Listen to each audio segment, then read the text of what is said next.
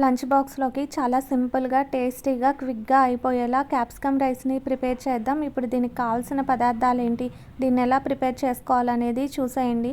అంతకన్నా ముందు hi hello నమస్తే, నేను మీ రమ్యకృష్ణ వజ్రాల. Welcome to Telugu home foods.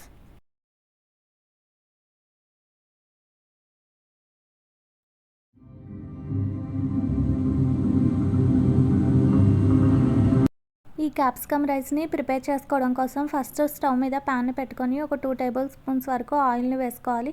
Oil heat అయిన తర్వాత తాలింపు గింజలు, ఒక 2 ఎండుమిరపకాయలు, కొంచెం కరివేపాకు వేసి ఫ్రై చేసుకోవాలి. ఇలా ఈ తాలింపు మొత్తం ఫ్రై అయిన తర్వాత ఇందులోకి ఒక 1/2 టేబుల్ స్పూన్ వరకు అల్లం వెల్లుల్లి పేస్ట్ని వేసుకోవాలి. ఇప్పుడు ఈ అల్లం వెల్లుల్లి పేస్ట్ పచ్చిపోయే వరకు ఫ్రై చేసుకోవాలి.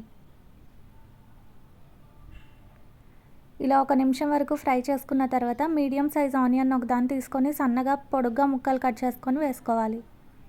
ఇప్పుడు ఈ ఆనియన్ని కూడా ఒక 2 మినిట్స్ వరకు ఫ్రై చేసుకోవాలి. ఇలా ఈ ఆనియన్ కొంచెం మగ్గిన తర్వాత ఇందులోకి మీడియం సైజు టమాటాని కూడా ఒక చిన్న ముక్కలుగా కట్ చేసి వేసుకోవాలి. ఇప్పుడు ఈ ఆనియన్ ఆ టమాటా మగ్గిపోయే వరకు ఫ్రై చేసుకోవాలి.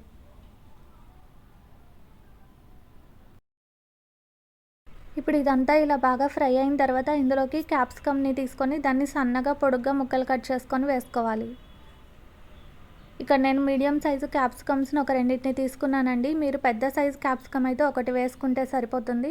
ఇప్పుడు ఇదంతా బాగా కలుపుకొని క్యాప్సికమ్ కొంచెం పచ్చిపోయే వరకు ఫ్రై చేసుకోవాలి. ఇప్పుడు ప్యాన్ మీద మూతను పెట్టి క్యాప్సికమ్ని కొంచెం మగ్గనివ్వాలి. ఇలా ఒక 1 మినిట్ తర్వాత మూతను తీసి మళ్ళీ దీన్ని మొత్తాన్ని ఒకసారి బాగా కలుపుకోవాలి.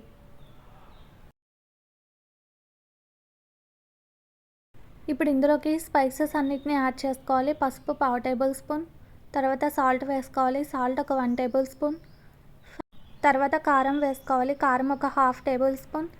ఫైనల్గా కొంచెం గరం మసాలాను వేసుకోవాలి. దీన్ని ఒక 1/2 టేబుల్ స్పూన్ వరకు వేసుకొని ఈ మసాలా అంతా ఆ క్యాప్సికమ్కి పట్టే వరకు ఫ్రై చేసుకోవాలి. ఇప్పుడు ఇందులోకి మీడియం సైజు పచ్చిమిర్చిని ఒక 2 ముక్కలు కట్ చేసి వేసుకోవాలి. ఇప్పుడు ఇదంతా బాగా కలుపుకున్న తర్వాత మూతను పెట్టేసి ఈ క్యాప్సికమ్ని పూర్తిగా మగ్గనివ్వాలి.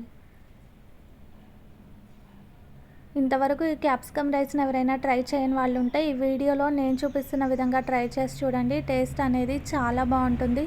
ఒక 2 మినిట్స్ తర్వాత మూతను తీసి దీన్ని మొత్తాన్ని ఒకసారి బాగా కలుపుకొని ఇందులోకి బాయిల్ చేసి పెట్టుకున్న రైస్ని వేసుకోవాలి.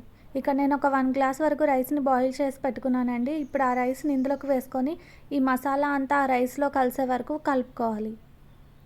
ఇలా స్టవ్ని హై ఫ్లేమ్లో పెట్టి ఒక 2 మినిట్స్ వరకు ఇలా కలుపుకుంటూ ఫ్రై చేసుకున్న తర్వాత స్టవ్ ఆఫ్ చేసుకొని దీన్ని మనం ఒక ప్లేట్లోకి తీసుకొని సర్వ్ చేసుకుంటే ఎంతో టేస్టీగా ఉండే క్యాప్సికమ్ రైస్ అనేది రెడీ అయిపోతుంది.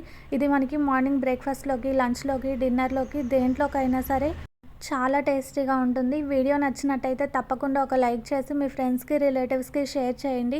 ఇలాంటి మరిన్ని టేస్టీ రెసిపీస్ కోసం తెలుగు హోమ్ ఫుడ్స్ అనే యూట్యూబ్ ఛానల్ని సబ్స్క్రైబ్ చేసుకొని పక్కనే ఉన్న బెల్ ఐకాన్ని ట్యాప్ చేసి ఆల్ అనే ఆప్షన్ని సెలెక్ట్ చేయండి. అలానే ఇన్స్టాలో కూడా తెలుగు హోమ్ ఫుడ్స్ అనే పేజ్ని సెర్చ్ చేసి ఫాలో చేయండి. Thanks for watching.